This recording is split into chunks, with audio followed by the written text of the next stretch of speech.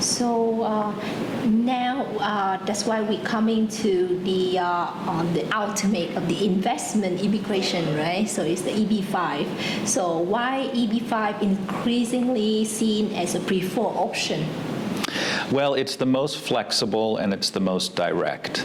So an individual doesn't take on the business risk that I described in the L1 context or the EB1C context.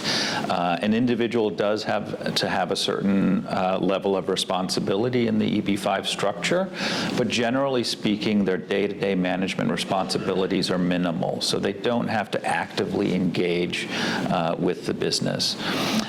This kind of flexibility provides individuals with the ability to live and work anywhere they want in the United States.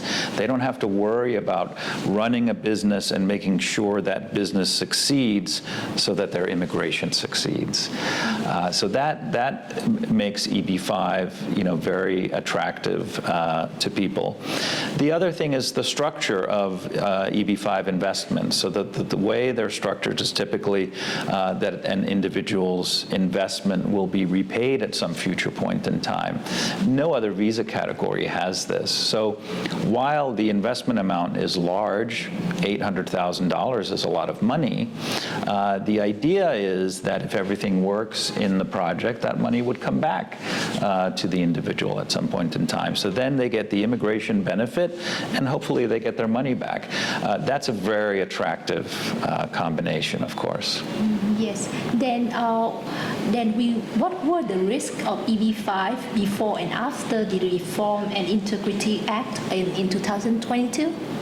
The EB-5 Reform and Integrity Act was passed, as you said, in 2022 by the U.S. Congress, and they passed it in response to some controversy and some bad acts in EB-5. I think it's fair to say, and so the name of the legislation says it all, right? Reform and integrity.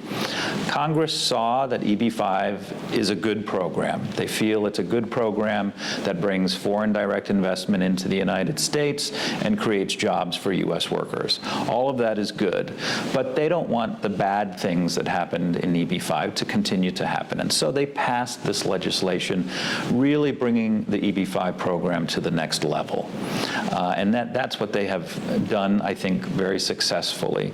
The RIA, as we call it, the Reform and Integrity Act, created a lot more oversight of regional center operators, a lot more reporting obligations of projects and project expenditures.